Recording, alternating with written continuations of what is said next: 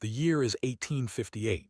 In the heart of Lexington, Kentucky, a grand old mansion stands in silent decay. It is the Vance estate, a place that children whisper about but never approach. For 5 years its doors have been sealed, its windows shuttered, a monument to the bitter and reclusive man who died within its walls, Sterling Vance. He was a merchant of immense wealth and influence, a pillar of the community whose name was once synonymous with prosperity. But with his death, his legacy curdled into something far more macabre. His will was a bizarre and disturbing document, decreeing that his home remain untouched for half a decade after his passing, a final act of control from beyond the grave. Now, the 5 years have elapsed. The heir, a distant cousin who never knew Sterling, has arrived from Boston, accompanied by the town sheriff, a man who grew up hearing the forbidden rumors that clung to the Vance name like coffin dust. The air inside the house is impossibly still, thick with the smell of rot and forgotten time. Dust motes dance like frantic spirits in the slivers of light that pierce the grime-caked windows. As they move through the opulent, decaying rooms, a sense of profound unease settles over them. It is more than just the neglect. It is a palpable cold, a feeling of immense and ancient sorrow that seems to have soaked into the very timbers of the house. The heir is here to claim an inheritance, but the sheriff is here for a different reason. He is here to confront a ghost, the ghost of a story, of a woman who vanished from the world more than 30 years ago. Her name was Eleanor Vance, and the whispers said she never truly left. The sheriff's lantern cuts a trembling swathe of light through the gloom of the main hall. Every footstep on the creaking floorboards echoes like a gunshot in the oppressive silence. They descend a narrow, winding staircase into the cellar, the air growing colder, damper, thick with the scent of wet earth and something else, something foul and vaguely organic. The main cellar is vast, filled with broken crates and shattered wine bottles, the remnants of Sterling Vance's once thriving trade. But the sheriff is drawn to the far wall, to a section of stone that looks different from the rest, darker, newer. He runs his hand over the cold, damp surface, his fingers tracing the outline of a door that was never meant to be found. There is no handle, no knob, only a heavy, rusty iron lock, a mechanism of brutal finality. The heir looks on, his face pale in the flickering light, the greed that brought him here now replaced by a primal fear. This was not in any inventory. This was not part of the house's official plans. It is a secret, a growth, a tomb hidden within a tomb. With a shared, grim understanding, the men retrieve a crowbar and a sledgehammer from the carriage. The first blow against the lock rings out, a deafening clang that seems to awaken something in the deep darkness. It is a sound of violation, of peeling back a layer of history that was deliberately and violently sealed away. With each strike, the horrifying feeling grows, the feeling that they are not simply breaking into a hidden room, but desecrating a grave. What they are about to uncover has been festering in this abyss for decades, a story so disturbing, so utterly inhuman, that the town of Lexington would never be the same. The forbidden truth was waiting. To understand the horror they found in that cellar, we must rewind the clock. Back to 1822. Lexington, Kentucky, was a city of vibrant contrasts, the so-called Athens of the West. It was a bustling hub of commerce and culture, a place of grand ambitions and southern gentility, but beneath its polished veneer, it was still a frontier town, a place where fortunes could be made and lives could be broken with equal speed. In this world of promise and peril, no star shone brighter than that of Sterling Vance and his wife, Eleanor. Sterling was the archetype of the self-made man. He had arrived in Lexington with nothing but a sharp mind and a ruthless drive, building a mercantile empire that touched every corner of the state. He was respected, admired, and even feared. His public persona was one of unimpeachable integrity, a devout churchgoer and a generous benefactor. He was tall, imposing, with eyes as cold and calculating as the gold coins he so expertly counted. He was, by all accounts, a pillar of the new American aristocracy, a man who embodied the very spirit of manifest destiny. But every king needs a queen, and Sterling's queen was a masterpiece. Alina was his opposite in every conceivable way. Where he was cold and rigid, she was warm and effervescent. She was a celebrated beauty from a well-regarded Virginia family, known for her sharp wit, her radiant smile, and a laugh that was said to charm the birds from the trees. Their marriage was seen as the perfect union of power and grace, of ambition and beauty. Their opulent mansion on the edge of town was the epicenter of Lexington's social life, a place of lavish parties and whispered political dealings. They were the town's golden couple, an idyllic portrait of success and happiness. But like all portraits, the truth lay not on the surface, but in the dark, hidden layers beneath. Behind the closed doors of the Grand Vance mansion, the idyllic picture began to fray. Sterling's public charm was a meticulously crafted mask, one that he discarded the moment he crossed his own threshold. The man Alina knew was not the benevolent merchant king, but a tyrant of terrifying volatility. His need for control was absolute, extending to every facet of their lives. He dictated the gowns she wore, the friends she kept, the very words she was allowed to speak in public. Her laughter, once her most celebrated quality, became a source of his irritation. He called it unladylike, frivolous. Her opinions, once witty and sought after, were now dismissed as the foolish ramblings of a woman who knew nothing of the world. The shift was gradual, a slow poisoning of the spirit. At first, Alina fought back, her spirited nature rebelling against his oppressive grip. Their arguments were storms, loud and violent, but always contained within the thick stone walls of their home. The household staff, sworn to secrecy by fear and handsome wages, learned to avert their eyes, to pretend they did not hear the smashed porcelain or Alina's stifled sobs. Sterling's cruelty was psychological, a campaign of insidious erosion. He would belittle her in private, then praise her with saccharine sweetness in front of guests moments later, leaving her disoriented and questioning her own sanity. He isolated her from her family in Virginia, intercepting her letters, telling her they had forgotten her, that they were disappointed in the woman she had become. He was dismantling her, piece by piece, taking away everything that made her Alina, until all that was left was a hollow reflection of his own will. The light in her eyes began to dim. The change in Alina Vance did not go entirely unnoticed. Her closest friends, the ladies of Lexington's high society, saw the shadows gathering behind her smile. She had once been the life of every gathering, her conversation sparkling with intelligence and humor. Now she was a specter at her own parties, quiet and withdrawn, her eyes constantly darting towards her husband, as if seeking permission to breathe. When a friend would inquire about her well-being, she would offer a brittle, rehearsed smile and insist that she was merely tired. Sterling was always there, hovering, his hand on her arm, a gesture that looked like affection to outsiders but felt like a manacle to her. He would explain her melancholy with a sigh, telling concerned friends that Alina was of a delicate constitution, prone to bouts of nervousness and hysteria.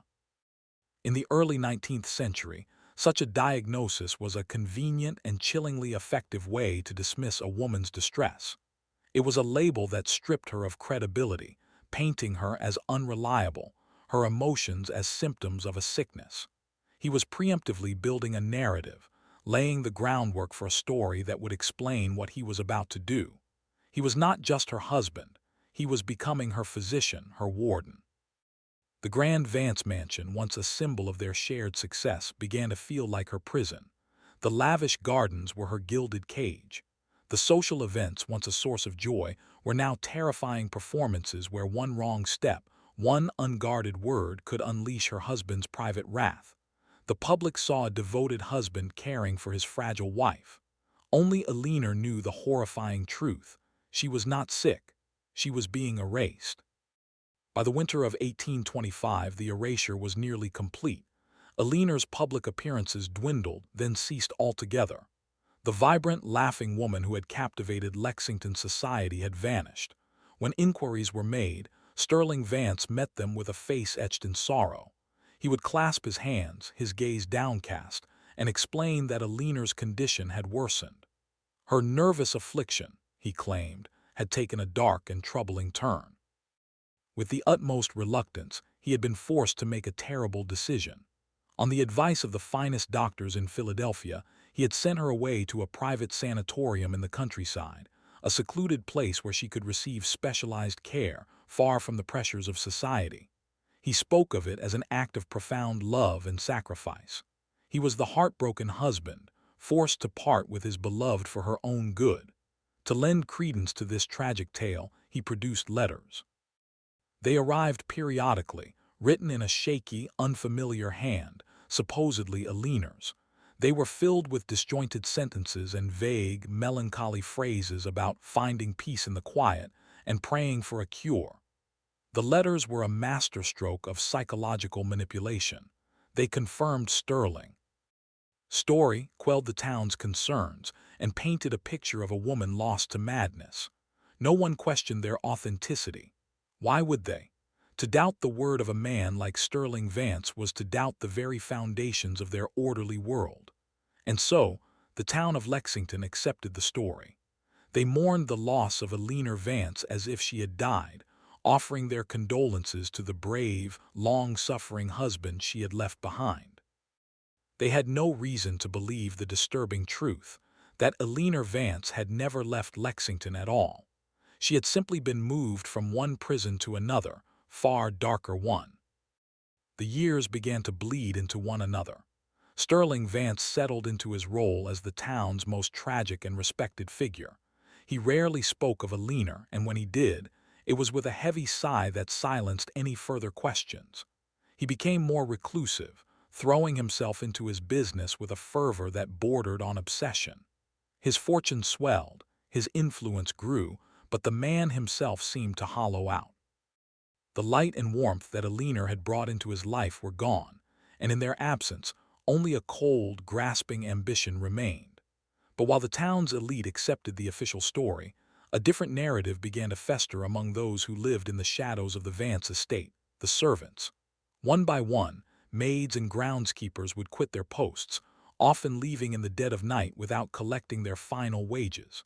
When pressed by friends in the taverns and markets, they would speak in hushed, frightened tones. They spoke of things that made no sense. They mentioned faint, rhythmic noises from deep within the house, a soft scratching sound, sometimes a muffled weeping that seemed to emanate from beneath the floorboards. Most disturbing of all were the tales of the cellar. They said it was Sterling's private domain, a place he kept locked at all times, and that he alone would carry food down into its depths late at night.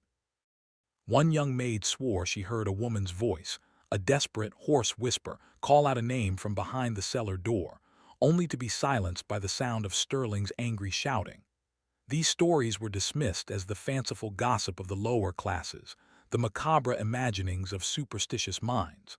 Who would believe such a horrifying, forbidden tale about a man as righteous as Sterling Vance? It was unthinkable. And so the whispers remained just that, whispers. The truth stayed buried, not in a distant sanatorium, but in the cold, damp earth beneath the magnificent house itself. As the years stretched on, the Vance mansion began to transform in the town's collective imagination. What was once a beacon of prosperity and social grace became a place of dread. Its grand facade seemed to sag under the weight of an unseen sorrow. The once vibrant gardens grew wild and tangled, choked with weeds and thorns. The windows, like vacant eyes, were perpetually covered by heavy drapes, blocking out the sun. Sterling Vance allowed the house to fall into a state of elegant decay, a reflection of his own withered soul. He no longer hosted parties. The laughter and music that once spilled from its doors were replaced by an oppressive, tomb-like silence. Local children, with the morbid curiosity of youth, began to spin their own dark folklore about the place. They called it the Silent House, or the House of the Weeping Woman.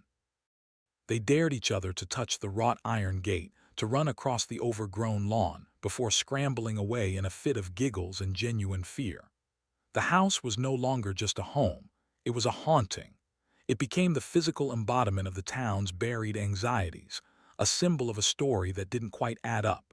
It was a place where a beloved woman had simply been erased, and the explanation, while socially acceptable, left a cold, unsettling void. The forbidden rumors about the noises in the cellar, about Sterling's strange, solitary habits, merged with these childish ghost stories, creating a powerful local myth. The Vance estate was said to be cursed, a curse born of tragedy and madness, the town believed. They had no idea that the curse was not supernatural. It was a man who walked among them every day, his hands stained with a sin more depraved than any ghost story could ever capture. The horror was not a ghost. It was alive and breathing, trapped in the eternal darkness below. In 1839, nearly 15 years after Aliner's departure, a new physician arrived in Lexington. Dr. Alastair Finch was a man of science and reason, trained in the burgeoning field of mental medicine in Boston. He was skeptical by nature, with a sharp intellect that was unclouded by the ingrained social hierarchies of the South. He soon heard the tragic tale of Aliner Vance, and something about it struck him as profoundly wrong. The vague diagnosis of nervous affliction, the convenient disappearance, the perfectly sorrowful husband, it was a narrative almost too complete. He had worked with asylums and sanatoriums in the East, and he knew their protocols, their methods of record-keeping. Driven by a nagging sense of professional curiosity, Dr. Finch began to make discreet inquiries. He wrote letters to his colleagues in Philadelphia and the surrounding areas, asking for any record of an Aliner Vance admitted around 1825. Weeks turned into months and the replies trickled in, each one telling the same story. No such patient existed. No reputable institution had ever treated, or even heard of, a woman by that name. The story was a lie. This disturbing discovery transformed Finch's curiosity into a cold dread. He was no longer just a physician investigating a medical case. He was a man who had stumbled upon the edges of a terrible crime. He understood the immense risk he was taking, but his conscience would not let him rest. He had to know the truth. This quest for a forbidden answer would not just put him in the path of a powerful and dangerous man, but it would also threaten to unravel the very fabric of a town built on secrets and polite denial. The dark history of the Vance house was about to be challenged, and the consequences would be severe. Armed with the chilling knowledge that the sanatorium was a fabrication, Dr. Finch requested a meeting with Sterling Vance. He framed his inquiry under the guise of professional interest, suggesting he might have a new treatment that could help the tragically afflicted Aliner. He hoped to catch Sterling in his lie, to see a flicker of panic in the man's cold eyes. But Sterling was a master of his own macabre theater. He welcomed the doctor into his dusty, silent parlor, his face a perfect mask of weary gratitude. He listened patiently as Dr. Finch spoke, his hands steepled, his expression unchanging. When the doctor gently pressed for the name and location of the sanatorium, Sterling's demeanor shifted. The mask of sorrow dissolved, replaced by a glacial hostility. He accused Dr. Finch of being a charlatan, a ghoul seeking to profit from his family's private pain. He rose to his full height, his voice dropping to a menacing whisper, and informed the doctor that his wife's care was a delicate private matter. He would not have it disturbed by the crass intrusions of a provincial newcomer. The meeting ended abruptly. Sterling had not been rattled, he had been enraged. He immediately set his immense power and influence against the doctor. Within a week, whispers began to circulate about Dr. Finch. He was a fraud, his credentials were forged, his methods were barbaric. Patients canceled their appointments. The local apothecary refused to fill his prescriptions. He was ostracized, his reputation systematically dismantled by the invisible hand of Sterling Vance. Dr. Finch, facing professional and financial ruin, was forced to leave Lexington in disgrace. But as he packed his bags, he knew with a terrifying certainty that Aliner Vance was not in some non-existent hospital. He suspected she was dead. The truth, however, was infinitely more horrifying. Dr. Finch's unceremonious departure served as a powerful and chilling lesson to the people of Lexington. The story of Aliner Vance was closed. It was to question Sterling Vance himself, and that was a battle no one could win. The doctor's failed crusade pushed the last vestiges of doubt deep underground where they festered. The cold case of the vanished wife was now officially sealed, not by law, but by fear. Life in Lexington moved on. A new generation was born, one that knew of Alina only as a sad local legend, the beautiful madwoman in the attic of the town's history. The Vance mansion became even more of an enigma, a place shrouded in a permanent twilight. Sterling himself became a ghost in his own life, a familiar yet unknowable presence. He grew older, his posture stooped, his face a roadmap of bitterness. The once handsome merchant king had transformed into a grim caricature, a man haunted by something that the town could feel but never name. The secrets he kept were a poison that rotted him from the inside out. For those who still remembered the early days, who remembered Alina's laugh and the light in her eyes, a disturbing question sometimes surfaced in the dark of night. What really happened? The official story was paper-thin, and Dr. Finch had proven it was a lie. But if she wasn't in a sanatorium, where was she? The human mind recoils from the most monstrous possibilities. It was easier, safer to believe she had simply run away or perhaps died of some secret illness. The truth was a pit of horror so deep, so profoundly disturbing that their imaginations dared not descend into it. And so, for decades, they looked away. They chose ignorance over a truth they could not bear to face. And all the while, beneath their feet, the scratching continued.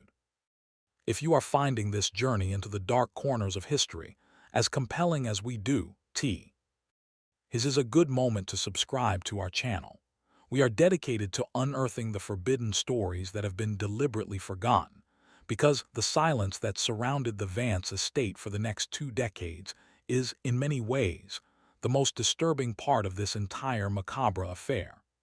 It is a silence that speaks of complicity, of a community's willingness to ignore the evil in its midst for the sake of comfort and order.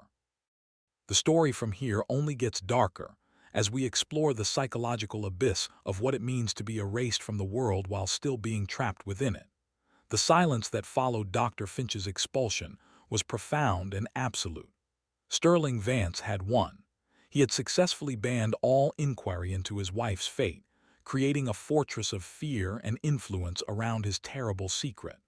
The town of Lexington entered into a collective state of denial. It was an unspoken contract. We will not ask and you will not have to answer. For nearly 20 more years the silence held. Sterling Vance's life became a monotonous, grim ritual. He would walk from his decaying mansion to his thriving offices each morning, and back again each evening, never deviating, never speaking to anyone beyond what was necessary for business. He was a machine fueled by greed and misery. And every night, under the cover of darkness, he would perform another ritual. He would descend into the cold, damp blackness of his cellar, carrying a meager plate of food and a pitcher of water, to the hidden room where his greatest secret and his greatest crime was kept alive. What does a human being become after years, then decades, of total darkness, of complete isolation, of being sustained by the very hand that destroyed you? Horror of Alina's existence is almost impossible to comprehend. Her world had been shrunk down to a single, lightless room, a few square feet of damp stone and packed earth. Her only furniture was a straw-stuffed cot and a waste bucket. Her only connection to the outside world was the sound of her captor's footsteps on the cellar stairs. Her days and nights blurred into one endless stretch of terrifying monotony. The passage of time ceased to have meaning. Was it a day, a week, a year, a decade? She would have tracked the seasons only by the subtle changes in the cellar's temperature, the deepening cold of winter, the oppressive humidity of summer. What did she think about in that suffocating void? Did she cling to memories of her former life? The feel of sunshine on her skin, the sound of music, the taste of a fresh peach? Or did those memories become a form of torture, ghosts of a world she could never reclaim? The psychological toll would have been catastrophic. Her identity, once so vibrant and celebrated, would have been systematically ground down to nothing. She was no longer Alina Vance, the socialite. She was a creature in a cage, entirely dependent on her tormentor for survival. Her humanity was a flickering candle in a hurricane of deprivation. Perhaps in the beginning she screamed. She would have screamed until her throat was raw, begging for release, for death, for anything. But the stone walls absorbed her cries, and her only answer was the chilling, indifferent silence. After years of this, the screaming would stop. Hope, that most resilient of human emotions, would finally, mercifully die. And in its place would grow something else, a primal, animalistic will to endure, or perhaps, a descent into a madness so complete that the horror of her reality became bearable. Sterling's motivations remain a subject of the most macabre speculation. Why not simply kill her? A quiet poisoning, a staged accident. A man of his means and cunning could have easily arranged it. It would have been cleaner, simpler. But simplicity was not what Sterling desired. His cruelty was not born of convenience. It was a deep, pathological need for absolute dominion. Killing her would have ended his control. But keeping her alive in a state of living death was the ultimate expression of his power. He had not just removed her from the world, he had become her entire world. He was her god, the sole arbiter of her existence, doling out life one meager meal at a time. This was a punishment of exquisite, drawn-out torment, designed to obliterate her soul while keeping her body alive. He was punishing her for her spirit, for the very light and life that had once attracted him. He could not possess it, so he chose to extinguish it in the slowest, most painful way imaginable. Every day he kept her in that cellar was a reaffirmation of his victory. Every meal he brought her was a reminder of her complete and utter subjugation. It was a private, horrifying ritual of dominance that fed the black hole in his own soul. Furthermore, the act of maintaining her existence was a constant, thrilling risk. The secret was a source of immense power. The fear of discovery, the meticulous planning, the daily deception of an entier. E-Town, it was a testament to his own perceived brilliance and superiority. He was playing a game with God, with society, with life and death itself. And for 33 years he was winning. The man was not just a murderer in spirit. He was an artist of cruelty, and Alina was his grotesque, suffering masterpiece. In the autumn of 1858, Sterling Vance, now a withered and universally despised old man of 76, fell ill. It was a swift and merciless illness, perhaps a stroke or heart failure that left him paralyzed and unable to speak. For several days he lay alone in his vast, empty mansion, trapped inside his own dying body. In his final, silent moments, what thoughts passed through his mind? Did he feel a flicker of remorse? Or did he feel only the bitter rage of a tyrant whose control was finally slipping away? His greatest fear must have been the fate of his secret. He could no longer descend the cellar stairs. He could no longer provide the food and water that sustained his decades-long crime. In his final act, he was condemning Alina to a slower, more agonizing death than he could have ever devised in his prime. Starvation and dehydration, alone in the absolute darkness. It is perhaps the most chilling detail of this entire story. His death did not free her. It was simply the final turn of the key in her tomb. He died on the third day, his eyes wide open, staring at a ceiling covered in cobwebs. His body was not discovered for nearly a week, when the mail carrier noticed the letters piling up and alerted the sheriff. The great Sterling Vance, a man who had commanded so much power and inspired so many, had died alone, his passing unmourned. His death was a quiet affair, his funeral sparsely attended. The town felt a collective sense of relief, as if a great, dark cloud had finally lifted. They believed the story of the Vance family was over. They would soon learn that the most horrifying chapter was yet to begin. Sterling Vance's last will and testament was as cruel and controlling as the man himself. It was read aloud in the county courthouse to a small, curious crowd.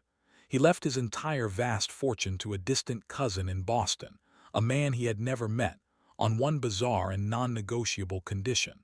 The Vance estate was to be sealed and left completely untouched for a period of 5 years following his death. No one was to enter. No one was to disturb the property. After 5 years, the heir could take possession of the house and its contents. The stipulation was baffling. Why the delay? Lawyers speculated it was a final, eccentric act of a bitter old recluse, a way to exert his will even from the grave. Some whispered it was to allow the house to settle, to let the ghosts of its sad history fade away. The truth, as always, was far more practical and far more sinister. Sterling, in his cold and calculating mind, knew what was in his cellar.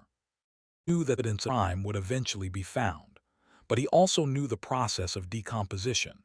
5 years.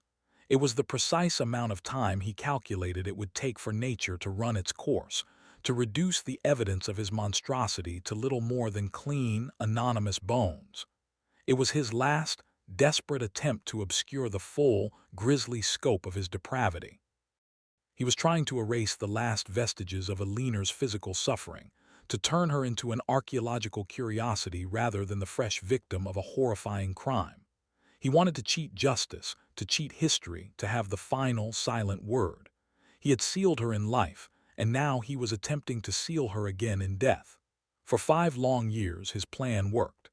The house stood silent, a mausoleum guarding a terrible secret, waiting.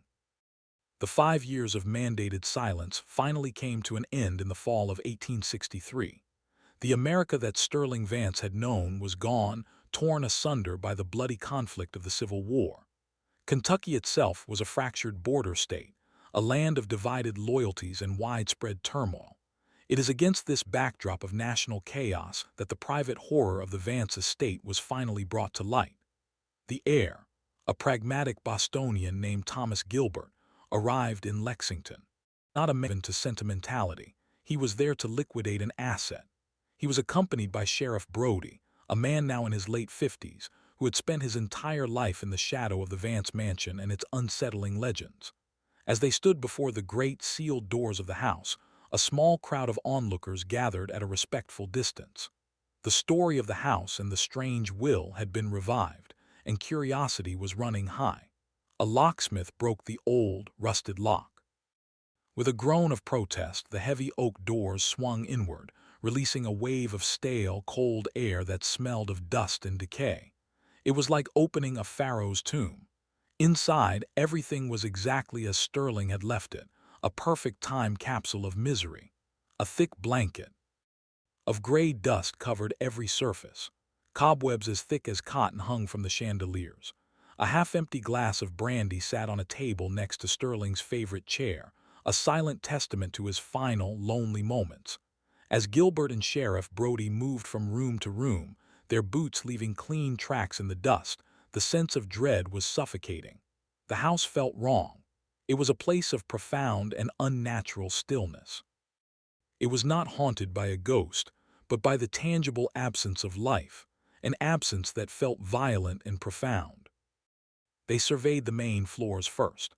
The opulence was still visible beneath the grime, the fine mahogany furniture, the silk wallpaper, the portraits of stern-faced ancestors. It was a museum of wealth and unhappiness, but Sheriff Brody was not interested in the silverware or the paintings. The old stories, the forbidden rumors from his youth, were echoing in his mind. The servants, whispers about noises from the cellar, the mystery of the vanished Alina Vance, the disgraced Dr. Finch. It was a puzzle that had haunted him for 40 years. He knew, with a gut-wrenching certainty, that the answer did not lie in these grand, dusty rooms. The answer lay below.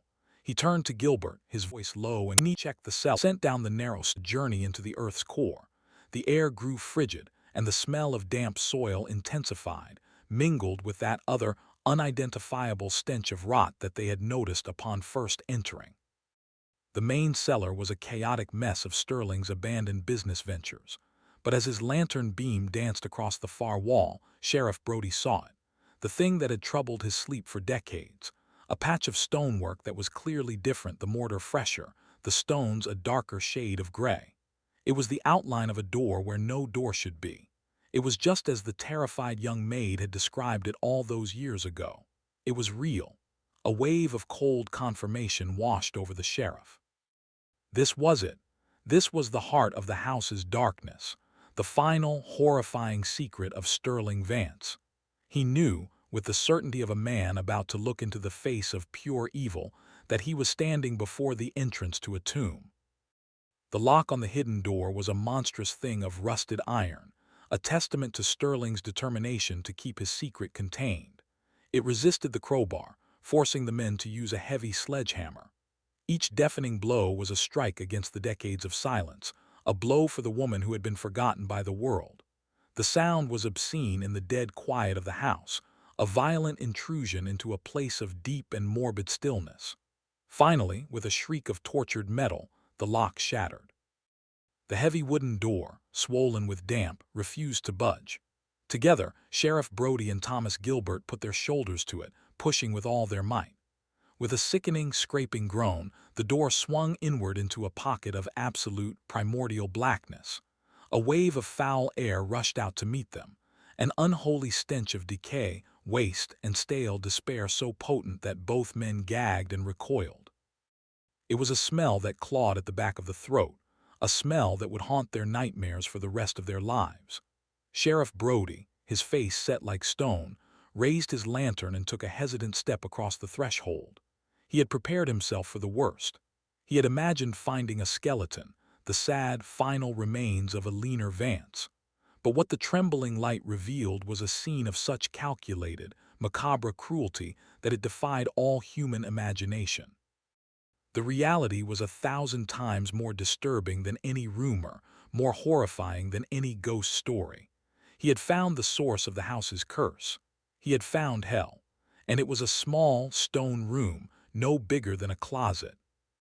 The lantern light pushed back the suffocating darkness, revealing the details of the Chamber of Horrors. The room was bare stone, the floor nothing but packed earth. In one corner lay the tattered, rotted remains of a straw mattress. In another, a simple bucket, its contents long since returned to the earth. But it was the sight against the far wall that made Thomas Gilbert cry out and stumble backward, his face a mask of disbelief and revulsion. There, slumped in a sitting position, were the skeletal remains of a human being. The skeleton was clad in the rotted rags of what might have once been a simple dress. But the most horrifying detail, the one that burned itself into Sheriff Brody's memory forever, was the heavy iron chain. One end was bolted directly into the stone wall. The other was clamped around the skeleton's delicate ankle bone. This was not a prison. This was a tether, a permanent anchor to a life of unimaginable agony. For 33 years, this small, lightless, airless space had been Eleanor Vance's entire universe. Her world had been defined by the 6-foot length of that chain. It was a S, scene of such profound and premeditated evil that it seemed to vibrate in the air, a silent scream that had been echoing in this place for decades. The whispers were true. The rumors were true. The impossible, unthinkable, forbidden story was true. Sterling Vance, the respected pillar of the community, had not sent his wife away. He had buried her alive, chaining her in the dark like an animal, and left her to slowly, tortuously rot away from the world. News of the discovery spread through Lexington like a plague. It traveled in hushed, horrified whispers from house to house, from the taverns to the churches. The gruesome details were repeated, each retelling layering on more shock and disbelief. The chain, the cellar, the 33 years of darkness. The respected merchant, Sterling Vance, was unmasked, his decades of meticulous deception shattered in an instant. The man they had known was a fiction. The real man was a monster of a kind they had never imagined, a creature of pure, unadulterated evil who had walked among them, cloaked in piety and wealth. The town of Lexington was thrown into a state of collective shock and profound guilt. Suddenly, the old, dismissed stories took on a horrifying new clarity. The servants who had fled in terror, their tales of weeping from beneath the floorboards. The brave Dr. Finch, who had been run out of town for daring to seek the truth. The strange, oppressive aura of the Vance mansion. The children's ghost stories. It all snapped into place, forming a complete and damning picture not only of Sterling's depravity, but of their own willful blindness. They had been complicit in their silence. They had chosen comfort over curiosity, and their choice had allowed a woman to suffer an unimaginable, decades-long torment right under their noses. The body, or what was left of it, was given a proper Christian burial in the churchyard, a small, pathetic gesture of atonement from a community reeling from its own failures. Eleanor Vance, the woman who had been erased from life, was finally, tragically, returned to the community in death. Her gravestone became a permanent, chilling reminder of the town's darkest secret. The unearthing of Alina's tomb opened a Pandora's box of macabre questions, questions that would never be fully answered. The most pressing was, how? How did Sterling manage to keep her alive and his secret hidden for over 3 decades? It would have required a will of iron and a discipline of pure psychopathy. He must have attended to her daily, a grim ritual performed in the dead of night. He alone would have brought her food and water, cleaned her waste bucket, and ensured her chains were secure. He was her sole point of contact with a world that believed she was insane, then believed she was dead. Did she speak to him? Did she plead or curse? Or had she fallen into a permanent, catatonic silence? And what of the letters? The letters he had produced after her disappearance, the ones that convinced the town she was safe in a sanatorium. They were re-examined and revealed to be clumsy forgeries, the handwriting bearing a distinct resemblance to Sterling's own. He had not only imprisoned his wife but had also stolen her voice, crafting a false narrative to seal her fate. The sheer, meticulous evil of his plan was staggering. He had thought of everything. He had built a lie as solid and impenetrable as the stone walls of her cell. He had anticipated suspicion and had countermeasures ready. He was not just a brute. He was a brilliant architect of human suffering, and his masterpiece was the complete and total annihilation of his wife's existence. The details were so disturbing, so beyond the pale of normal human behavior, that the Vance case became a forbidden legend, a story that parents would tell their children to scare them into obedience, a real-life horror story that was far more terrifying than any work of fiction. The discovery left a permanent scar on the psyche of Lexington. The Vance name, once a symbol of success, became a curse, synonymous with the darkest form of domestic evil. Thomas Gilbert, the horrified heir, could not bring himself to live in the house or profit from its tainted contents. He had the mansion stripped of its valuables, which were sold at auction, the proceeds donated to an orphanage, a desperate attempt to wash the blood money. Then he hired a demolition crew. He wanted the house, and the evil it contained, wiped from the face of the earth. The demolition of the Vance mansion was a public spectacle. Townspeople gathered to watch as the walls came down, as the grand facade crumbled into a pile of rubble.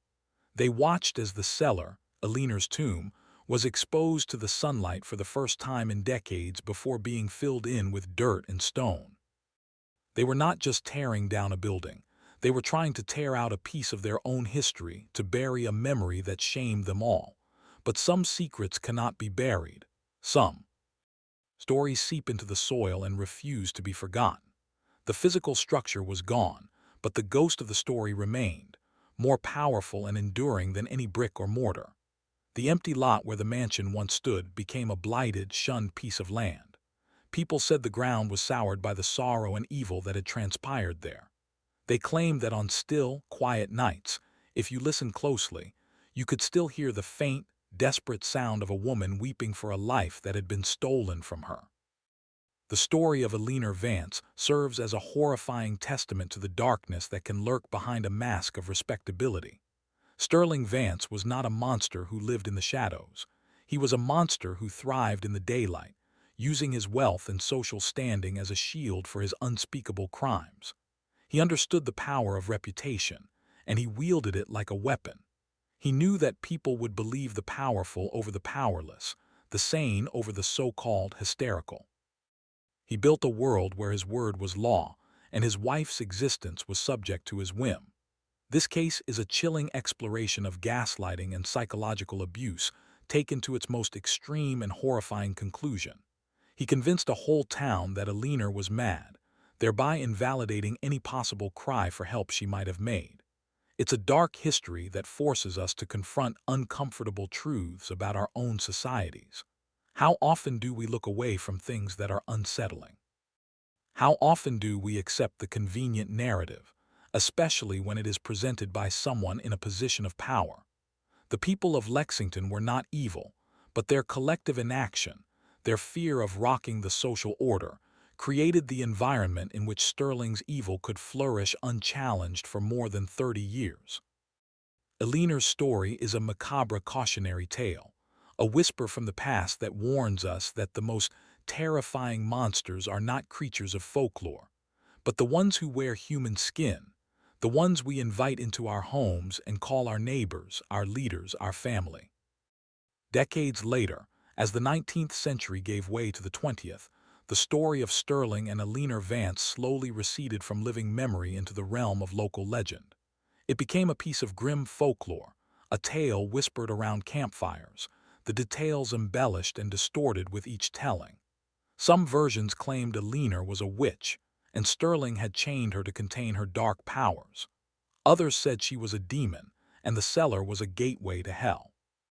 The truth, in all its stark human horror, was almost too much to bear, so the legend softened it, cloaking the unbearable reality in the familiar garments of the supernatural. The tale became a staple of macabre Kentucky lore, a chilling example of the state's Gothic heritage. It was a story that was banned from polite conversation but thrived in the shadows, a forbidden narrative passed down through generations. The historical reality of a woman chained in a cellar for 33 years by her wealthy, respected husband was a truth so profoundly disturbing that it almost begged to be disbelieved. It speaks to the darkest capabilities of the human soul, to the terrifying capacity for cruelty that can exist within a single, twisted heart. The case remains a cold, dark stain on the history of the region, a reminder that behind the grand facades of history, behind the stories of progress and civilization, there are countless hidden rooms, countless forgotten victims, whose silent screams are still waiting to be heard. The Vance mansion is gone, but the questions it raised about the nature of evil and the society that enables it continue to haunt us to this very day. One final, disturbing piece of this macabre puzzle was found long after the mansion was demolished. While clearing some of Sterling's old business ledgers from the county record's office in the 1890s, a clerk found a small, personal journal tucked away, misfiled among invoices for cotton and tobacco. It was Sterling Vance's private diary. The entries were sparse, written in a cramped, precise hand. Most of it was mundane financial records, but scattered throughout were short, chilling notations. He never referred to Eleanor by name. She was simply the asset or the creature. An entry from 1845 reads, "The asset grows quiet, the spirit is broken as it should be." Another, from 1852, brought the creature its meal. It made no sound, the discipline is effective. These entries provide a horrifying window into the cold, detached psychopathy of the man. To him, Eleanor was not a person. She was an object, a thing to be managed and controlled, a long-term project in dehumanization. The diary confirmed that he acted entirely alone. There were no accomplices, no co-conspirators. The entirety of this immense, decades-long crime was conceived and executed by one man. The journal is perhaps the most evil artifact in this entire story, for it is not jus, a record of his actions, but a record of his soul. It reveals a mind utterly devoid of empathy, a man who saw the methodical destruction of his wife not as a crime, but as a form of order, a way of correcting what he perceived as a flaw in her nature. He was not just a jailer, he was a scientist of suffering, and his wife's slow, agonizing decay was his life's most successful and horrifying experiment. The legacy of this case is complex and deeply unsettling. On the surface, it is a story of monstrous cruelty and unthinkable suffering. But beneath that, it is a story about silence. The silence of Eleanor, trapped in the dark. The silence of the servants, who were too afraid to speak up. The silence of the community, which chose to look away rather than confront a disturbing truth. And finally, the silence of Sterling himself, who carried his secret to the grave, never offering a word of explanation or remorse. This silence is what makes the story so timelessly horrifying. It suggests that such evils are not just the product of a single deranged individual, but are cultivated in the soil of a society that prioritizes comfort over conscience. It's a chilling reminder that the veneer of civilization is terrifyingly thin, and that behind the closed doors of any home in any era, horrors can unfold, shielded by the walls of privacy and the reluctance of others to intervene.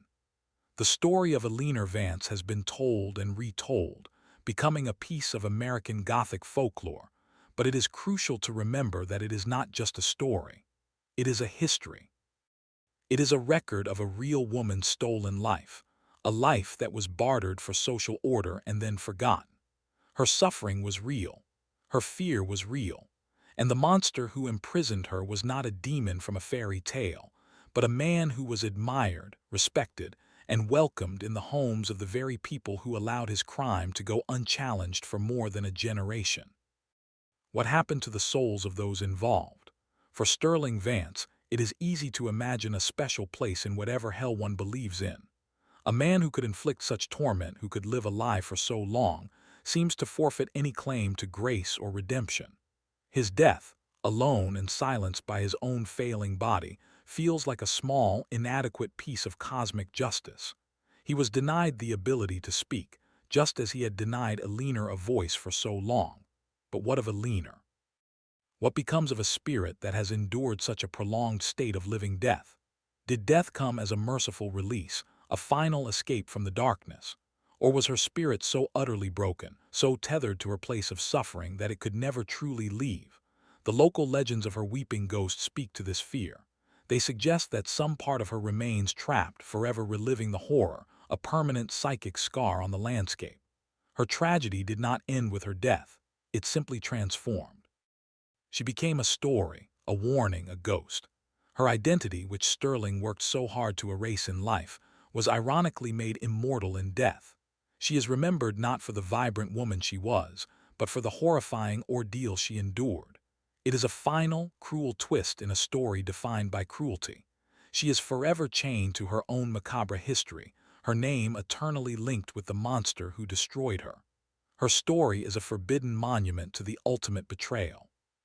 The finality of the discovery in the cellar is perhaps the most chilling aspect.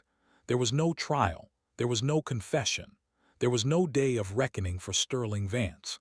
He escaped justice, dying peacefully in his bed while his victim was taking her last, agonizing breaths in the darkness below. The discovery of the body provided an answer, but it offered no real closure. It only confirmed the town's worst fears and deepest shames. The story ends not with a bang, but with a long, slow, horrified realization. The town was forced to look at itself in the mirror and see the reflection of a community that had failed one of its own in the most profound way imaginable. This unresolved nature of the crime is what elevates it from a simple murder case to a lasting, haunting legend. The lack of a final confrontation with the villain leaves a void, an emptiness that the human psyche abhors. We are left with only the stark, silent evidence of the crime, a skeleton and a chain. The why remains locked away in Sterling's dead mind. While we can speculate about his psychopathy, his need for control, his profound misogyny, we can never truly know the precise shape of the darkness that lived inside him. And so, the story remains perpetually open, a wound that can never heal, inviting us to peer into the abyss of his motivations and recoil in horror. If you are still with us on this dark and disturbing journey, it shows a commitment to understanding the most uncomfortable parts of our shared history. The story of Eleanor Vance is one we believe needs to be told, not for shock value, but as a solemn remembrance. Help us continue to give voice to the voiceless by liking this video and subscribing for more forbidden histories. The ultimate question that this case leaves us with is one of identity. Who was Eleanor Vance at the end? After 33 years in that cellar, was there anything left of the woman she had been? The human mind is both resilient and fragile. It is possible that she retreated into a deep, protective catatonia, a mental fortress against the unending horror. It is also possible that she found a way to survive, to keep some small spark of herself alive in the face of total annihilation. Did she scratch the days into the stone wall with a loose rock? Did she whisper her own name to herself in the dark, a desperate mantra to keep from forgetting who she was? We will never know. The person who died in that cellar was, in many ways, not the same person who was dragged down there in 1825. Sterling had not just imprisoned her body, he had performed a kind of psychic murder, slowly killing the person she was, and replacing her with a creature of his own making, a thing of suffering and silence. Her ultimate fate is a disturbing philosophical question. Can a person survive their own destruction? The physical evidence found in the cellar paints a grim picture of her final years.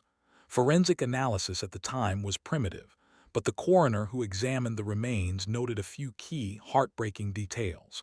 The bones were frail, showing signs of severe malnutrition and vitamin deficiency. The lack of sunlight would have wasted her body away. Her teeth were mostly gone, a common result of a starvation diet. There were also signs of repeated fractures on her wrist and ankle bones, consistent with years of straining against an iron chain. She had fought. Even after her spirit was broken, her body had continued to fight for freedom, a primal, instinctual rebellion against her captivity. This small detail is both tragic and inspiring. It tells us that even in the face of absolute hopelessness, the will to live, the drive to be free, is an incredibly powerful force. She did not go quietly into that eternal night. She struggled. She resisted in the only way she could, with her own flesh and bone, until the very end. The state of the skeleton suggested she had been dead for approximately 5 years, confirming that her death coincided almost perfectly with Sterling's. His final, passive act of murder had been successful. He had outlived her, if only by a few days. He had won his horrifying, lifelong game. Today, nothing remains of the Vance estate. The land was eventually developed, and a modern street with unassuming houses now sits where the mansion of horrors once stood. The residents of these homes are likely unaware of the profoundly macabre history buried just a few feet beneath their foundations. There is no plaque, no memorial to mark the spot where Eleanor Vance endured her 33-year nightmare. The town of Lexington has, for the most part, moved on. The story has been relegated to the dusty archives of local historical societies and the pages of sensationalist blogs. The official history of the city prefers to focus on its heroes, its statesmen, and its beautiful architecture, rather than the monster who lived in its heart. But for those who know the story, the city is forever changed. Every grand, historic home holds a new, sinister potential. Every story of a reclusive millionaire, every tale of a troubled wife who disappears from public view, is now seen through the dark lens of the Vance case. It serves as a permanent, chilling reminder that the most horrifying cold cases are not always the ones that are unsolved, but the ones that were never investigated in the first place, the crimes that were hidden in plain sight, protected by a wall of silence and fear. The case forces us to ask a terrifying question. How many other cellars are there? How many other forgotten victims are waiting in the dark for a justice that will never come? The story of Eleanor Vance is ultimately a story without heroes. There is no brave detective who solves the crime, no triumphant moment of rescue. The discovery is not a triumph of justice, but an accidental, posthumous uncovering of a tragedy that had already run its full, horrifying course. Dr. Finch was the closest thing to a hero, but he was defeated and driven away. The sheriff who finally opened the door was not acting on suspicion, but merely executing the terms of a will. Justice in this case did not arrive. It simply stumbled upon a gravesite long after the war was lost. This lack of heroic intervention is what makes the story so deeply disturbing. It reflects a more realistic, and therefore more frightening, version of the world. It is a world where evil can, and often does, win.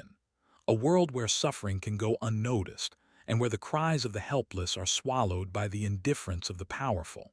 The horror lies not sent in Sterling's actions, but in the world that allowed him to get away with them. The narrative is a bleak and unflinching look at the mechanics of power, abuse, and societal complicity. It offers no comfort, no catharsis. It simply presents the facts, in all their gruesome detail, and leaves us to sit with the horrifying implications. It is a testament to the forgotten, a voice for a woman who was denied one for so long, and a permanent warning etched into the annals of dark history. What can be learned from such a grim and macabre tale? Perhaps it is a lesson about the corrosive nature of secrets. Sterling Vance's secret rotted his house, his soul, and the integrity of his entire community.